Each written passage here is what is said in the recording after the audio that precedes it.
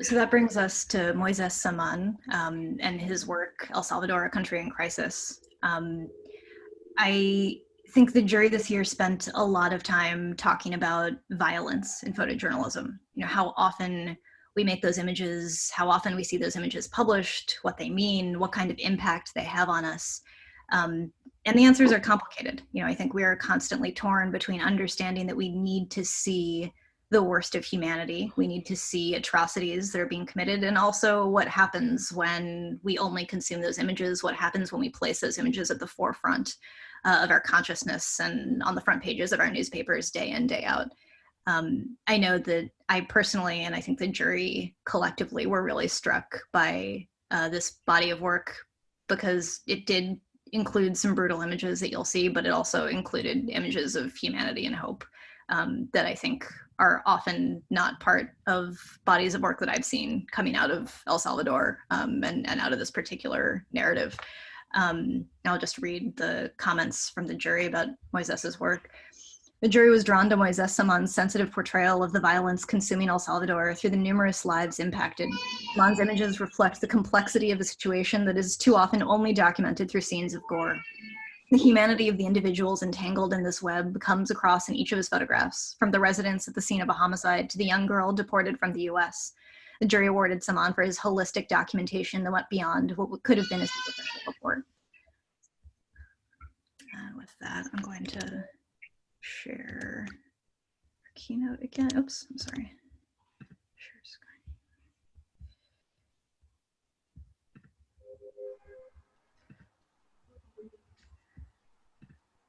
And Moises, would you be willing to take us through the work? Sure, and thank you, Daniella, for this introduction, and thank you to the OPC for this great honor. And you know, I just you know, learning about the award also. I mean, I actually knew that, but I didn't quite make the connection. And is the fact that Olivier Rebbot was killed in El Salvador back in the early 80s, covering the civil war there, which is actually a huge reason for the current state of affairs in this country. And you know, for me, you know, El Salvador is a country that I've been working on and off for almost, you know, more than 10 years.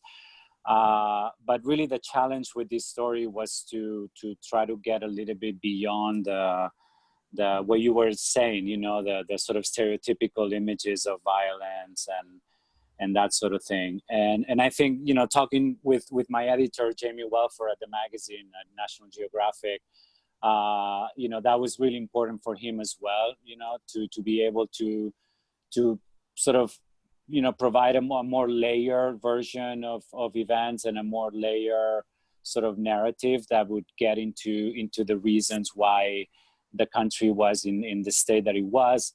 But it really all began as a story about immigration, you know, and I remember when we first started talking about this story with Jamie, it was in the aftermath of President Trump, basically deciding to end the temporary protection status of over 200,000 Salvadorians that were living in the United States.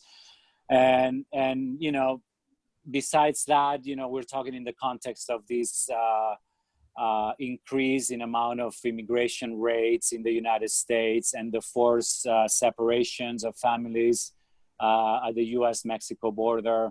So we wanted to really, you know, understand what were the dynamics and what were the sort of drivers of you know, sort of seeing a second cycle of people wanting to reach the United States. And we wanted to understand, you know, why that was.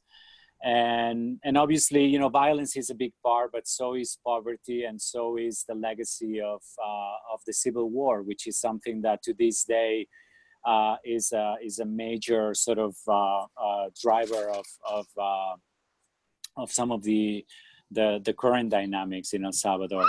So you know, I had the opportunity to go to El Salvador twice for this assignment, and we, you know, we tried to sort of look at different aspects of what was going on. Obviously, violence was a huge issue, that it's nothing new. You know, the country has been on a sort of, you know, what could be called a state of war between the gangs, and, you know, everybody has heard about you know, these very news grabbing headlines of, you know, back in 2015, of murders being happening once every hour in El Salvador. And you know, but for us, it was very important to get to issues of poverty, to get to issues of violence, and to also understand how, you know, all of the major deportations, all of the people that were arriving back in El Salvador, what was their situation as well, and how were they faring sort of after arriving in a place that they hadn't been for so long. So I think, you know, beyond the violence, which again, it was obviously a big part of what was happening, we were also interested in the effect of religion was having in the country, as a way of some people that were involved in violence to sort of be reborn, and you know, find different ways of remaking their lives, and religion was a big part of that. But we also traveled to areas, to rural areas that sometimes, you know, don't get covered as much in the story of El Salvador, you know. So we traveled to the area of Morazan, which was, you know, one of the hotbeds of the insurgency back in the years of the Civil War, and that's actually where Olivier Rebbot was killed, in that particular area itself. But you know, it's, again, for us, it was very important to be able to tell a more layered story, one that just didn't end with the pictures of dead bodies on the streets of San Salvador, but a story that went a little bit beyond. And again, for me, particularly personally, in you know, I like to think that in all of the work that I do, I you know, I try to focus on showing the humanity and the resilience of people that are living through extraordinary circumstances. And El Salvador is such a place, and it's a place that I care about, that I have many friends that were also incredibly helpful in you know, securing access to some of the places that we went.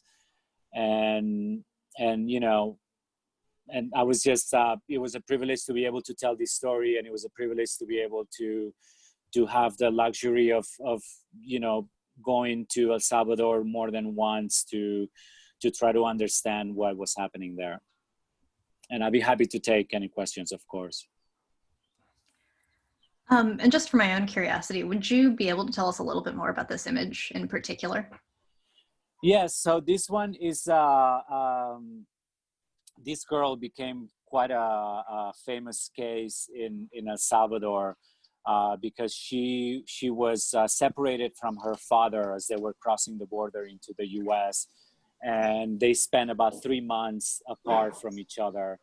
And so after they returned to El Salvador, we tracked them down, and you know, I wanted to take a picture of her reunited with her father, which is the young man that you see to his right, and to his younger brother, who's the boy that you see. So this is a moment in their home, you know, since they're reunited, the father obviously is buying her cakes and balloons every day, basically, because he's like, you know, sort of the newfound daughter. And this is just a moment in their home. You know, this is a very poor family that decided that their only hope was to migrate to the United States. But they were arrested at the US-Mexico border and detained for months, and then sent to El Salvador. Thank you. Welcome.